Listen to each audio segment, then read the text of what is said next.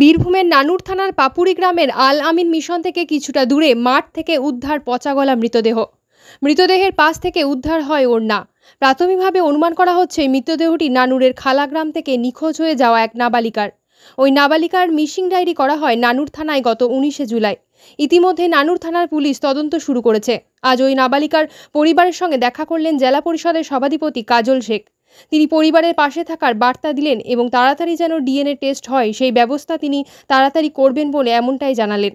কাজল শেখ আরও জানান, এই ঘটনার বড় চক্রান্ত কাজ করছে, তবে যেই এই ঘটনায় যুক্ত থাকুক তার দৃষ্টান্তমূলক শাস্তি হবে। পুরো ঘটনার তদন্ত ইতিমধ্যে শুরু করেছে নানুর থানার পুলিশ।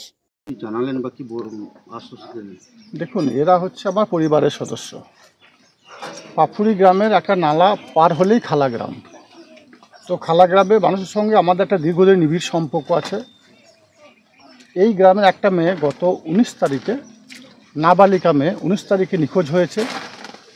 এই গ্রামে যারা দায়িত্বে আছে তারা আমাকে ফোন করে রাত 8টা-9টা নাগাদ। তারপর আমি এদেরকে পরামর্শ দিই যে ইমিডিয়েট থানা গিয়ে একটা মিসিং ডায়েরি করার জন্য। সঙ্গে সঙ্গে এই পরিবারের সদস্যদের সঙ্গে নিয়ে থানায় যাই। থানাতে মিসিং ডায়েরি করে তারপর থেকে তদন্ত প্রক্রিয়া কিন্তু শুরু হয়েছে।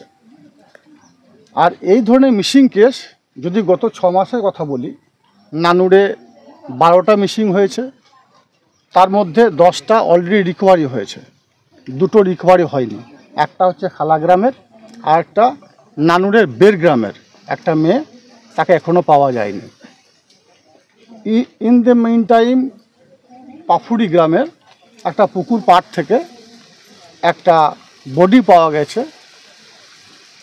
সেই বডিটা এই বডি কিনা বা এই মেয়েটাই কিনা এখন আমরা নিশ্চিত নয়, যদিও পরিবারের সদস্যদের মধ্যে কেউ কেউ দাবি করছে ওখানে একটা যে কাপড়ের অংশ ছিল, অংশ বিশেষ, সেই অংশ বিশেষটাই এই মেয়েটার।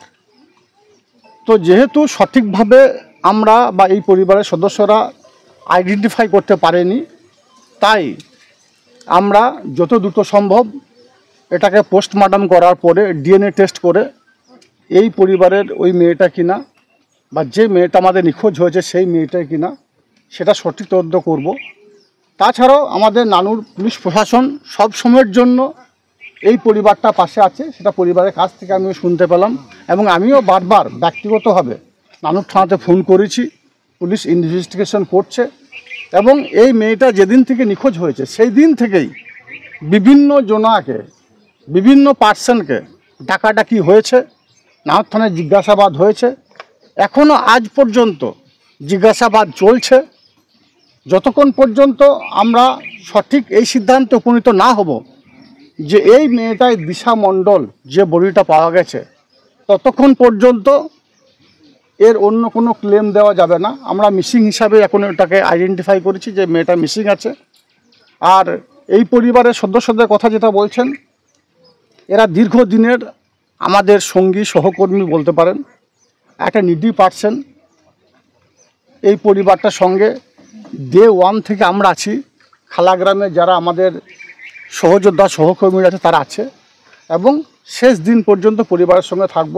যদি এই মেয়েটাই যে বডিটা পাওয়া গেছে দিশা মণ্ডল হয়, তাহলে আপনার মাধ্যমে এবং ব্যক্তিগতভাবে পুলিশ প্রশাসনকে আমি রিকোয়েস্ট করব যে দোষী, যে প্রকৃতপক্ষে অপরাধী, যে এই নৃশংস কাণ্ড ঘটিয়েছে তার দৃষ্টান্তমূলক সাজা হোক, সেটা আমরা দেখতে চাই। তাতে সে যে কেউ হোক না কেন। দাদা, বিজেপি দাবি করছে মুখ্যমন্ত্রী আসছে, সেই কারণে জেলা সভাধিপতির এলাকা থেকে বা বাড়ির ওইখান থেকে। দেখুন, বিজেপি কি বলছে, বিজেপি মৃত্যু নিয়ে রাজনীতি করে, লাশ নিয়ে রাজনীতি করে। এই ধরনের রাজনীতি আমরা করি না। আর এই ধরনের যে ঘটনাটা ঘটেছে এর সঙ্গে রাজনীতি কোনো যোগ আছে বলে মনে করি না। এখান থেকে অনেক সূত্র আছে, অনেক পয়েন্ট আমাদের কাছে আছে। এখন সেই বিষয়গুলো নিয়ে আলোচনা করব না, আমি এজন্যই করব না কারণ এটা তদন্ত সাপেক্ষ বিষয়। আমি পুলিশ প্রশাসনকে প্রভাবিত করতে চাইছি না। চক্রান্ত দেখছেন, সব রকম চক্রান্তে গন্ধ এখানে আছে। কারণ আমি এক্ষুনি এসে পরিবারটার কাছে জানতে পারলাম, যখন মেয়েটা ওখানে পড়েছিল, যে অবস্থায় পড়েছিল, 19 তারিখে নিখোঁজ, 24 তারিখের মধ্যে সে মেয়েটার দেহে কোনো মাংস অবশিষ্ট ছিল না, কঙ্কালে পরিণত হলো 3 থেকে 4 দিনের মধ্যে। তারপর যে ছবিটা এই পরিবারটাকে পাঠানো হয়েছে, সেই ছবিটা তারা পেল কোত্থেকে, যে পাঠিয়েছেন সেই নাম্বারটাও আমি নিলাম, পুলিশ প্রশাসনে দেবো তদন্ত করার জন্য, যে নাম্বার থেকে এই ছবিটা এসেছে সেই ছবিটা কোত্থেকে পেল। যে জায়গাটাই পড়েছিল সেই জায়গাটা উনি ব্যস্ত, সেই জায়গাটার ছবিও পেয়েছি, ওই বডিটা পড়ার ছবিও পেয়েছি, সব ছবিগুলো এই পরিবারটা মোবাইলে পাঠিয়েছে। তাহলে সে বা যিনি পাঠিয়েছেন তিনি কোথা থেকে পেয়েছেন, সব বিষয়ে তদন্ত করার জন্য অনুরোধ করছি। তাছাড়া আপনারাও জানেন, আপনারা হচ্ছেন গণতন্ত্র, সংবাদ মাধ্যম হচ্ছে গণতন্ত্রের চতুর্থ স্তম্ভ।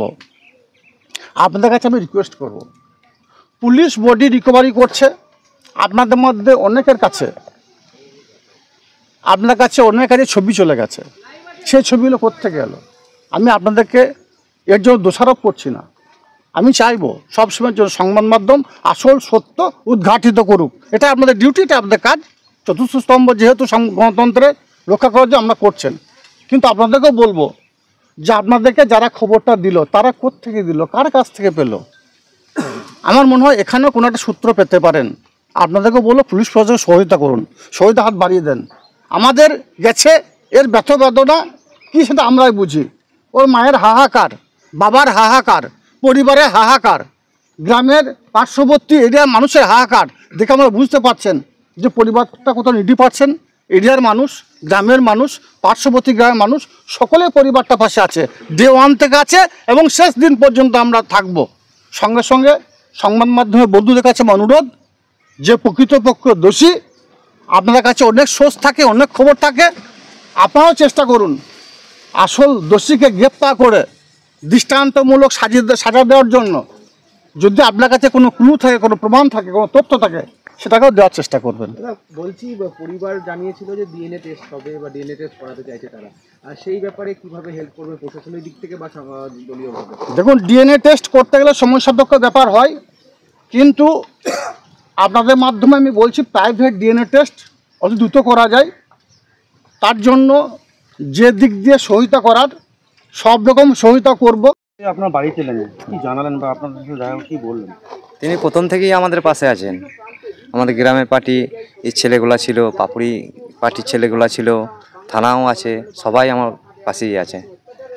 আপনারা কি নিশ্চিত যে যে মৃতদেহ পাওয়া গেছে সেটা কি আপনাদের? নিশ্চিত মানে ওর ওড়নাটা দেখে একটু ধারণা করেছি, আর ওটাই বটে ওড়নাটা।